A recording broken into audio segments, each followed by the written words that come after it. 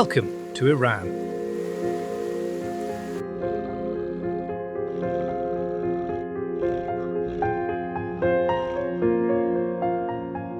A country many only know from headlines.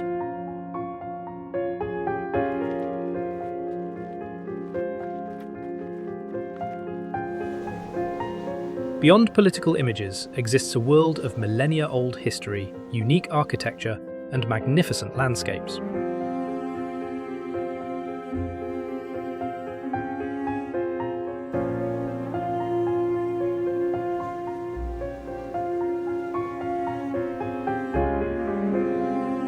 Here, where great empires of humanity emerged, unfolds a land of contrasts.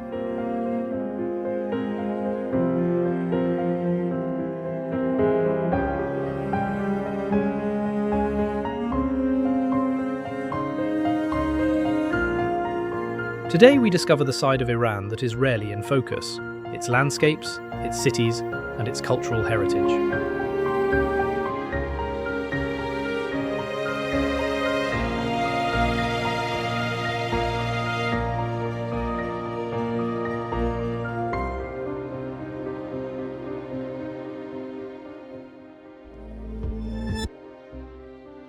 Iran has only been officially called this since the 20th century. Before that, it was known as Persia. One of the greatest empires in history emerged here. The Persian Empire, under Cyrus the Great, was one of the most powerful of antiquity.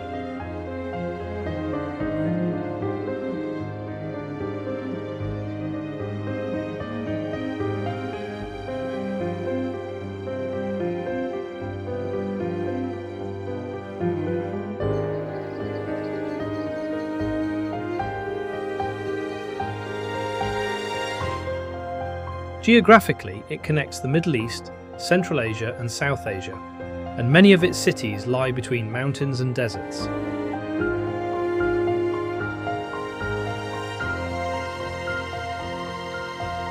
Cities made of clay dominate entire regions, and just over half the country is covered by mountains.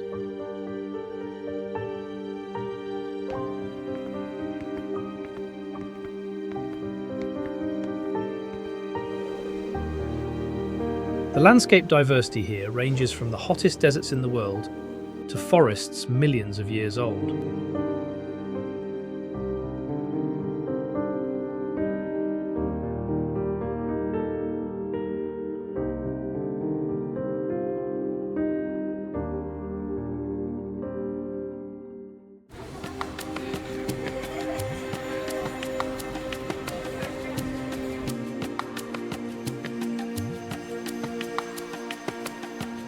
We begin today in northern Iran, a region characterized by strong contrasts.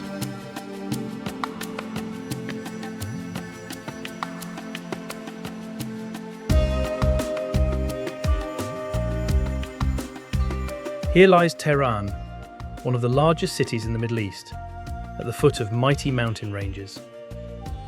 Mount Damavand, the highest mountain in Iran and the highest volcano in Asia, its snow-covered conical shape rises isolated above the Alborz Mountains and is visible from Tehran on clear days.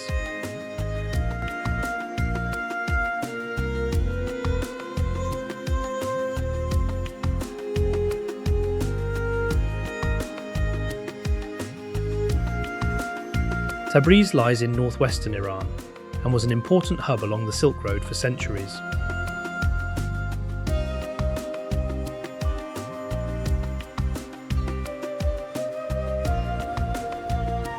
The heart of the city is its historic bazaar, one of the largest covered markets in the world. Vaulted halls, brick arches and narrow passages show how trade and architecture were interconnected. Even today, merchants here sell carpets, spices and handcrafted goods.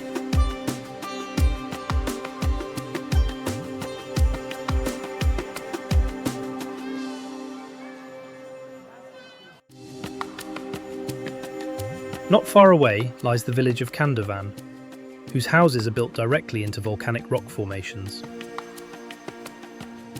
The cone-shaped structures are reminiscent of Cappadocia, but here they are still inhabited today. Doors, windows and stairs are carved directly into the stone.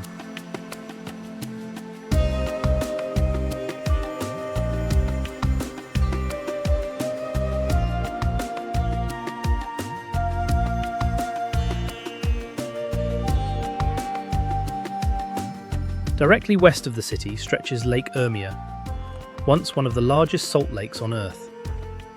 Its white shores and intensely blue or reddish water show a fragile landscape constantly changing through climate and water levels.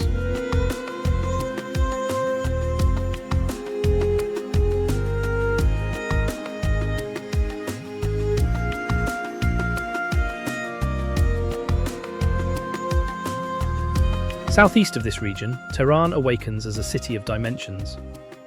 More than 15 million people live in the metropolitan area, whose buildings spread to the slopes of the Alborz Mountains. Among residential areas, highways and parks rises the Milad Tower. At over 430 metres, one of the country's tallest structures.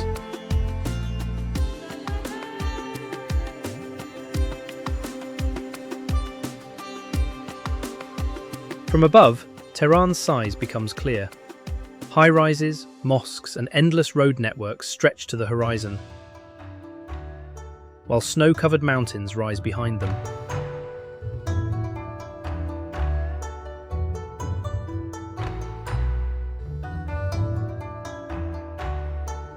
The Golistan Palace lies in Tehran's historic centre and is one of the city's oldest preserved royal complexes. The compound consists of several palaces, gardens and reception halls that combine traditional Persian architecture with European influences. The palace was not only a residence, but also a political centre where important decisions were made.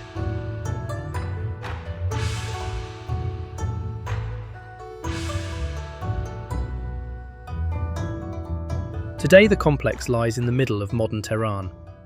High-rises surround the walls, but inside another era remains palpable, a place that makes the continuity of Persian history visible.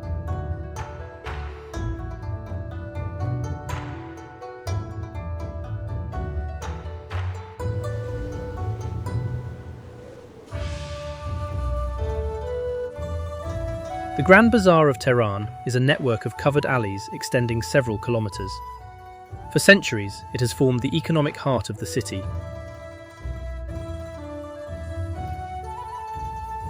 Merchants here sell carpets, spices, jewellery, fabrics and everyday goods. The bazaar is more than a market. It is a social meeting point, workplace and cultural space all at once. Conversations, negotiations and encounters shape daily life.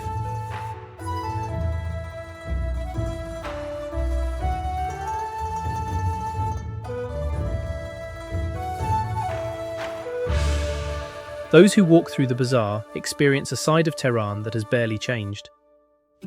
Among the sounds and smells, it becomes visible how strongly tradition and everyday life remain connected, even in the centre of a modern metropolis.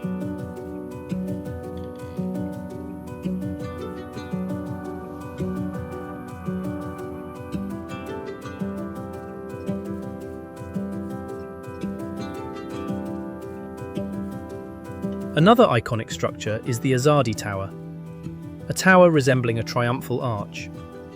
In front of it is an open green plaza area of immense scale, offering visitors a green, peaceful oasis amid the hustle and bustle.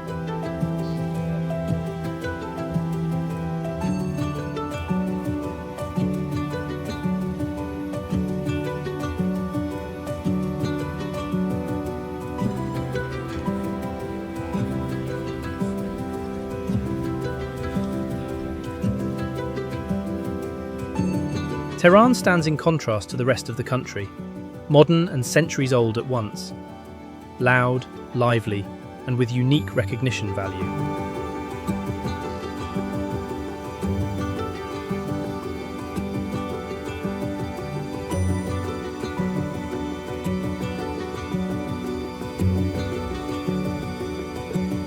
Now we travel further to the centre, where the air becomes drier and cultures meet. Here, gardens were created in the middle of the desert, houses with hidden courtyards, and squares that are still full of life today.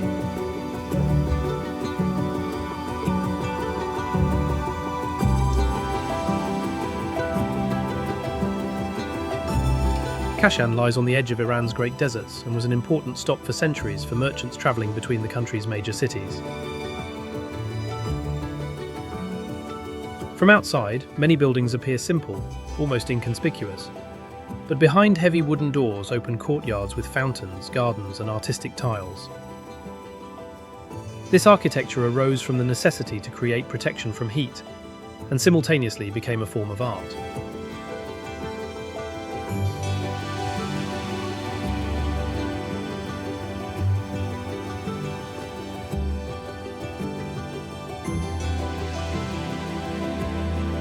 Historic public bathhouses, which were once a central part of daily and social life, now serve as museums of Persian history and architecture. In the middle of Kashan's dry landscape lies Fin Garden, one of the most famous Persian gardens. Upon entering, the atmosphere changes. Water flows through narrow channels and the heat seems distant for a moment.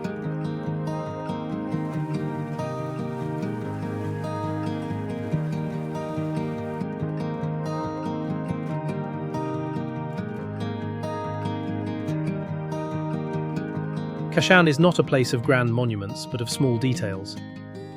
A place where you feel how closely everyday life and architecture were connected.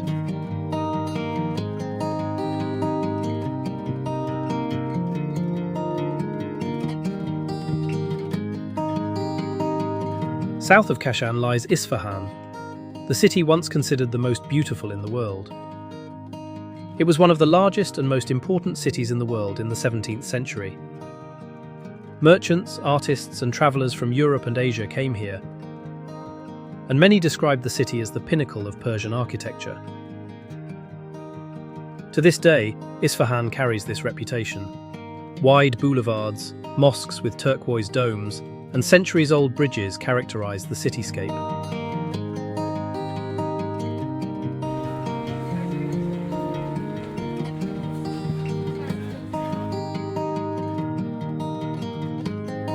The Naksh-e-Jahan Square in the city centre is one of the largest historical squares in the world.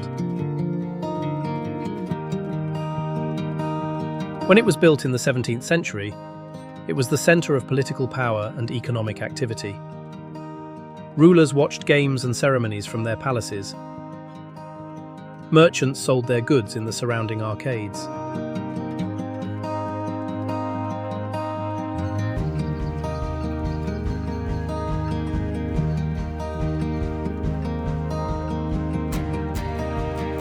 Today, the square is still full of life. People sit on the grass, children play, and horse-drawn carriages slowly traverse the large, open space. The square is surrounded by mosques, palaces, and the entrance to the bazaar.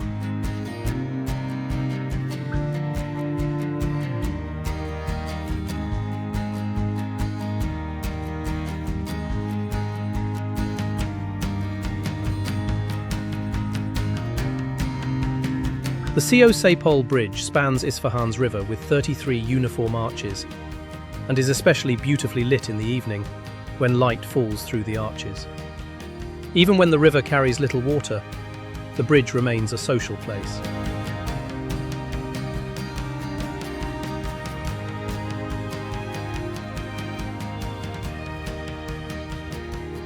The Kaju Bridge also impresses with similar design. It combines function and beauty in a special way. It was built not only as a crossing, but also as a dam and meeting point.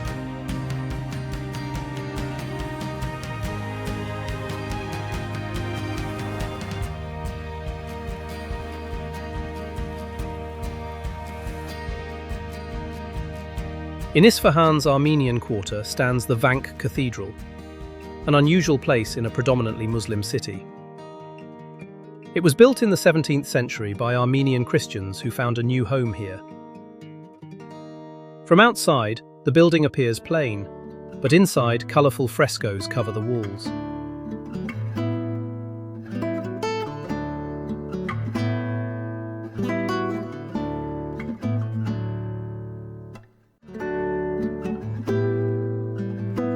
The paintings show biblical scenes combined with Persian ornaments.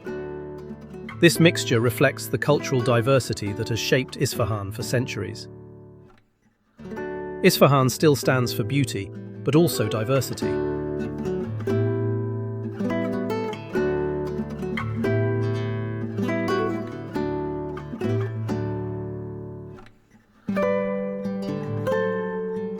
Only a few hours from Isfahan, the sand dunes of Varzaneh begin. The transition is abrupt. Roads end, vegetation disappears, and sand dominates the landscape. The dunes constantly change their shape, moved by the wind blowing through central Iran. Here, the proximity of the desert becomes palpable, which has influenced life in this region for centuries.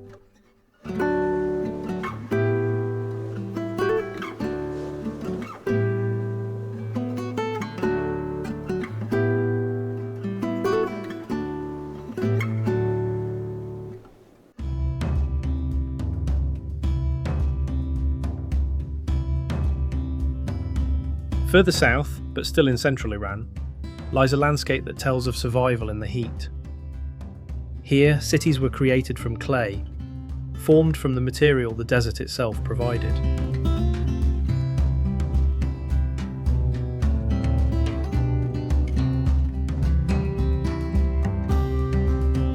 Yazd's old town appears almost uniform at first glance. Buildings, walls and alleys consist of the same sand-coloured clay that changes with the desert light.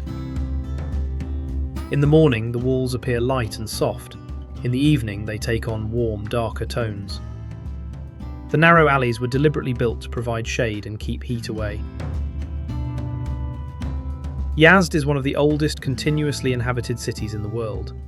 For centuries, it was an important stop for caravans travelling between Central Asia and the Persian Gulf.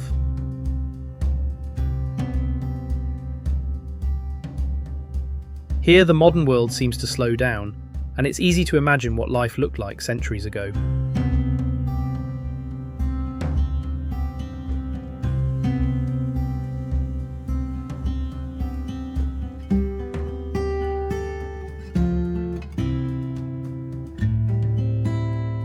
Above Yazd's rooftops, narrow towers reach into the sky, the so-called badgirs or wind towers. Their purpose was simple but ingenious: to catch wind and direct it into the houses. Even in extreme heat, cooler air could enter the interior this way.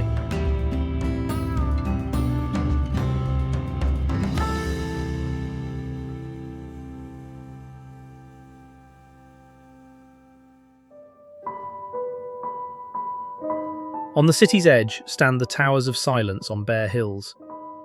These round, open structures were used by followers of Zoroastrianism, one of the world's oldest religions. According to their tradition, the elements of earth and fire should not be contaminated by burials. Instead, the deceased were left here to the sky.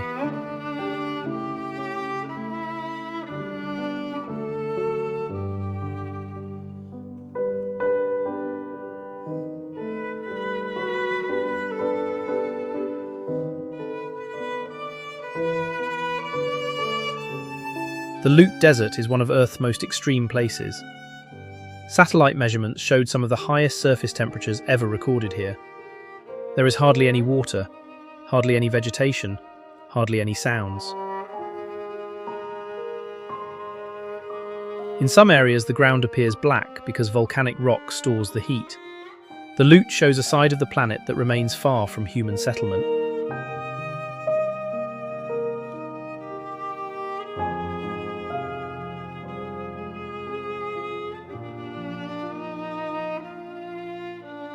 In the middle stand the Kaluts, massive sand and clay formations shaped by wind over millennia. Their forms resemble walls, towers, or entire cities.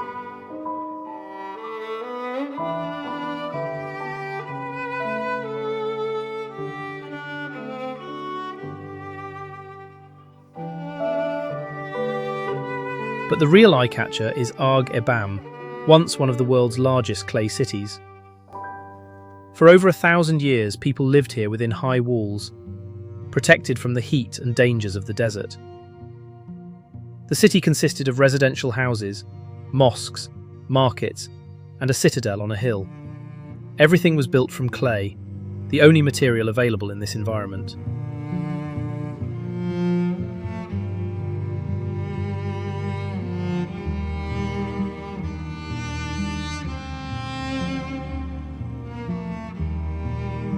In 2003, a strong earthquake destroyed large parts of the complex. Since then, it has been slowly restored.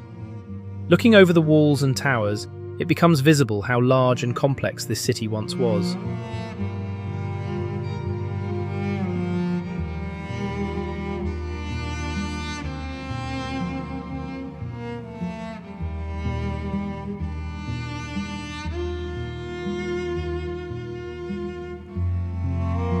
Now we continue to the south and southwest of Iran. Here lie the origins of one of antiquity's most powerful empires. Here emerged the capitals of the Achaemenids and later dynasties, whose influence once extended from Egypt to Central Asia.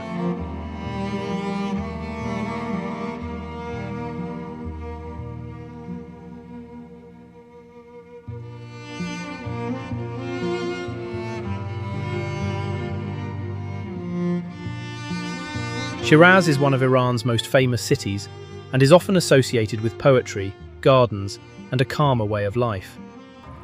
Unlike the busy metropolises, Shiraz appears more open and personal. Wide avenues, old courtyards, and historic buildings give the city a relaxed atmosphere.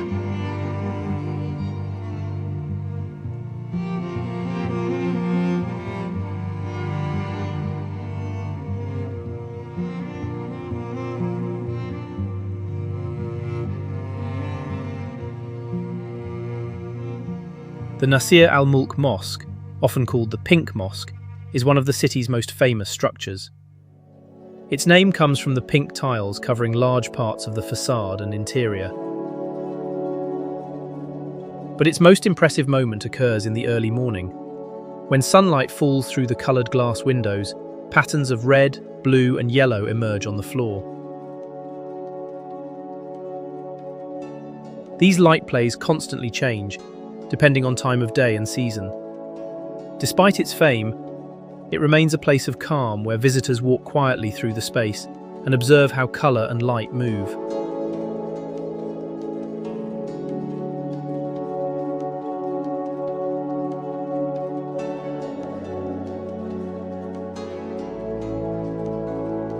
North of the city lies Persepolis, once the ceremonial capital of the Persian Empire, and one of antiquity's most important power centres.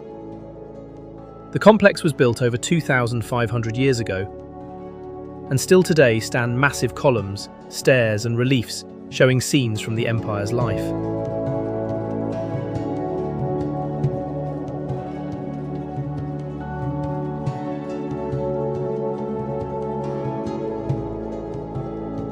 Particularly striking are the depictions of envoys from various regions bringing gifts. They show how large and diverse the empire was.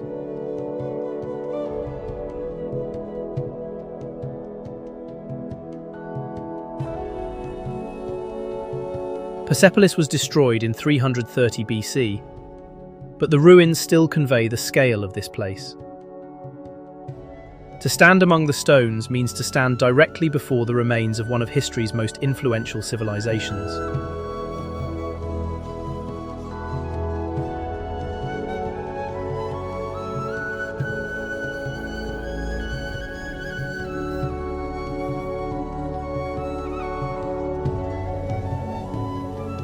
Only a few kilometers from Persepolis lie the rock tombs of Naksh-e-Rostam. High in a vertical rock face, the burial chambers of Persian kings were created here. The entrances are carved cross-shaped into the stone and appear almost unreachable from a distance.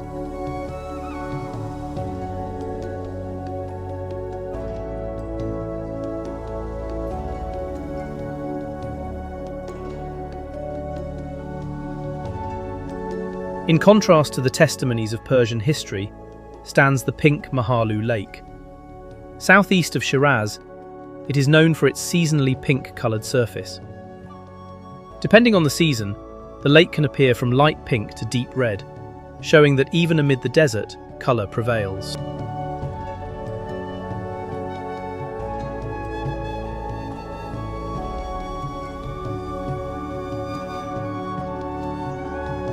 Finally, we head toward the Persian Gulf, also in southern Iran.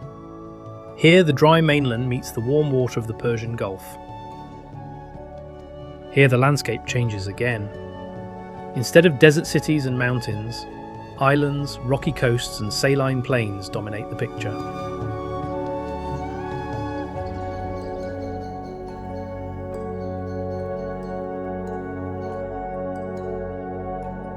Hormuz Island is one of Iran's most unusual landscapes, and simultaneously one of the most diverse landscapes overall. Upon arrival, the intense colours are immediately striking. Hills glow in red, yellow and orange, caused by minerals and volcanic rock. Some beaches consist of reddish sand that stands out clearly against the blue water. The island appears calm and secluded. Small villages, simple roads and wide coasts determine life. Many areas are uninhabited, and the landscape remains largely unchanged.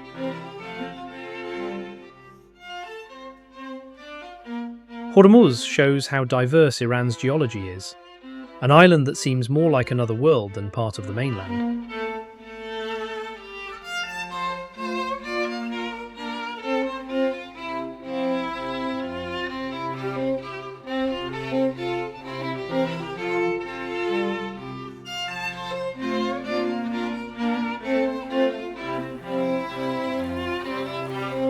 Keshem is the largest island in the Persian Gulf, and no less diverse.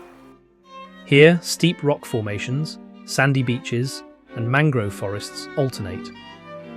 Particularly impressive is the so-called Valley of the Stars, a landscape of eroded rocks shaped over millennia by wind and water. Their forms appear almost artificial, as if they were deliberately modelled.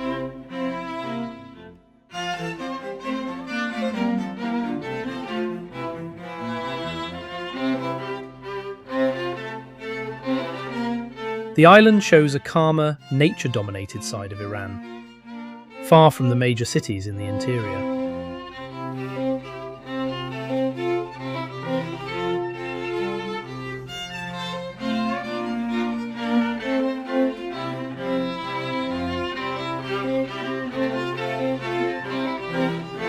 Kish Island differs significantly from other Persian Gulf islands. It was purposefully developed in recent decades and has modern infrastructure, hotels, and wide coastal promenades. At the same time, the natural environment remains visible.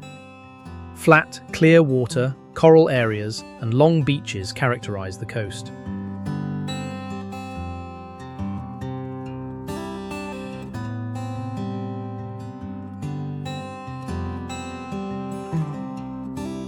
The island appears much more modern than the rest of the country. Activities range from boat tours to skydiving. Nevertheless, the sea remains the central element. Sunrises and sunsets over the Persian Gulf show a calm, vast landscape that has remained unchanged for centuries.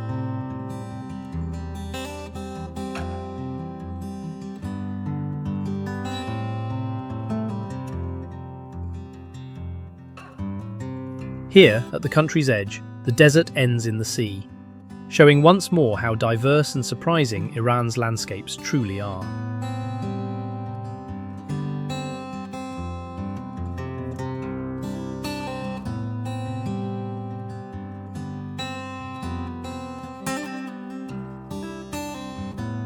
Thank you for watching.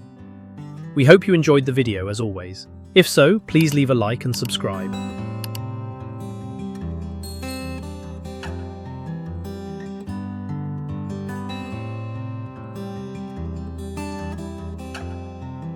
Until next time,